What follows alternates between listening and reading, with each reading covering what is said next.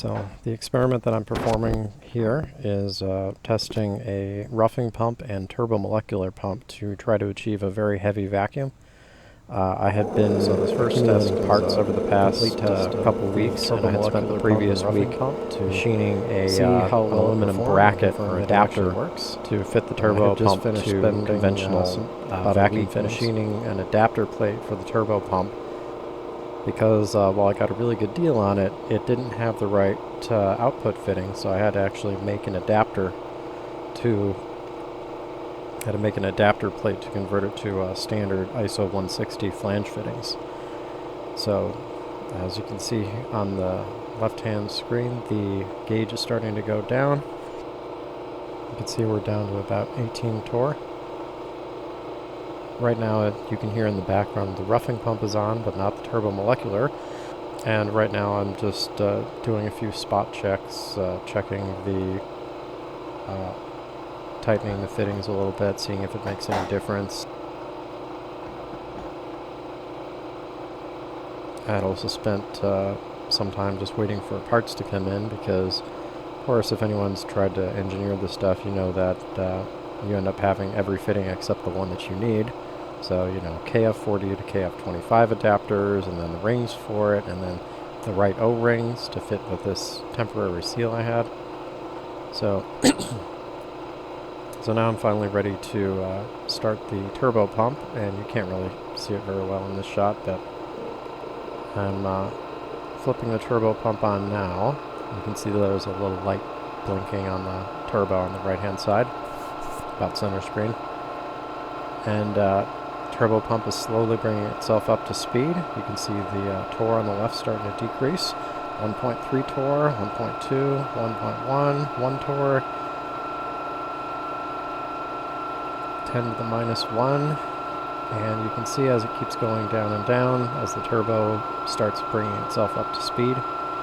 So I was really pleased about this at this point. But then right around as it was getting to 10 to the negative 3, 10 to the negative 4, you can see it kind of sputtered and acted a little weird and errored out. So I was had to stop the test for now, stop the pump, because basically the pressure gauge had gone off scale or something had malfunctioned. And not having any clue what that was, I had to stop the system, do some troubleshooting.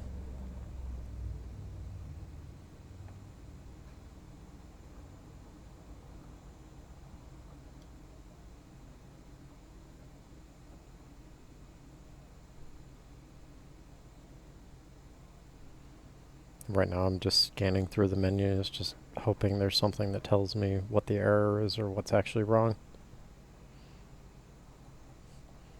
Checking the connections, making sure the RJ45 didn't get unplugged.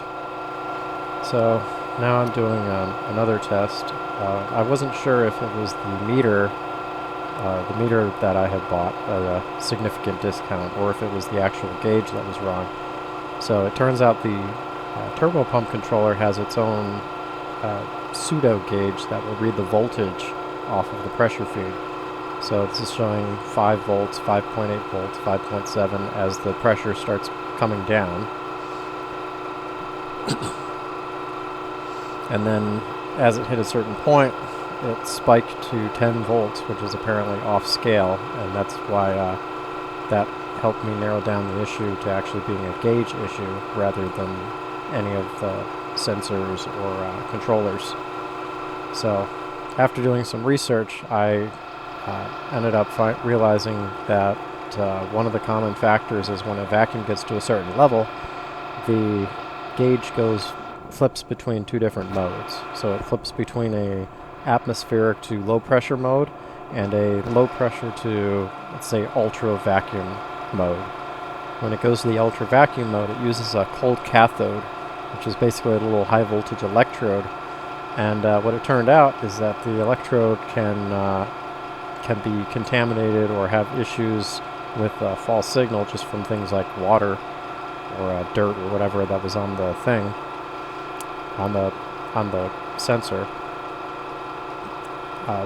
reading through that, it turns out what it actually was all I had to do was let the roughing pump run for about 5 or 10 minutes.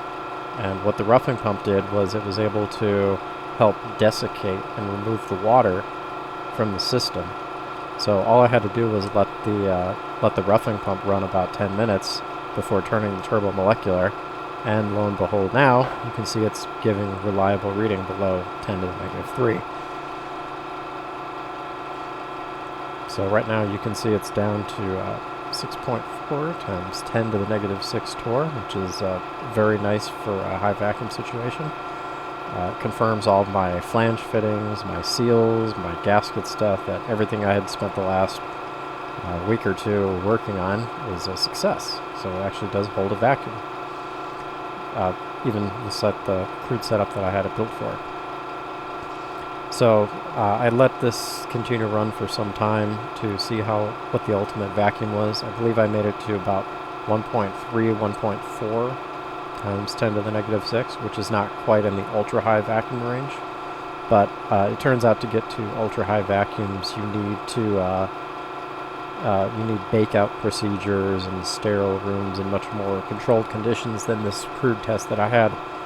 So the fact that I got a reading like this was a really good sign, and it means that I will have the capability, once this all comes together, to do some good high-level experiments, both with Farnsworth Fusor, with the rotary electrostatic converter, aka Trump motor, and who knows, a bunch of other experiments we can do with this. We could do sputter-coating,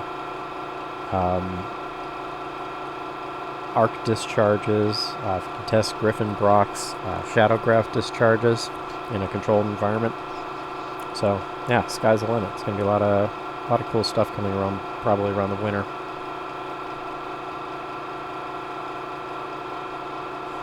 And one other interesting thing I found about this was when the turbomolecular pump's in operation, what really surprised me was how quiet and how it didn't have any vibrations. So in the background, all you can hear right now is the scroll pump. But I turned off the scroll pump, and you still couldn't hear the turbomolecular pump spinning at 60,000 RPM. And if you put your hand on the chassis, you couldn't even feel vibrations coming from the unit. So it's obviously, however they do that, it's extremely well balanced and extremely well built for this purpose. And I was expecting at least to hear some kind of turbine hum, that telltale. But oh well.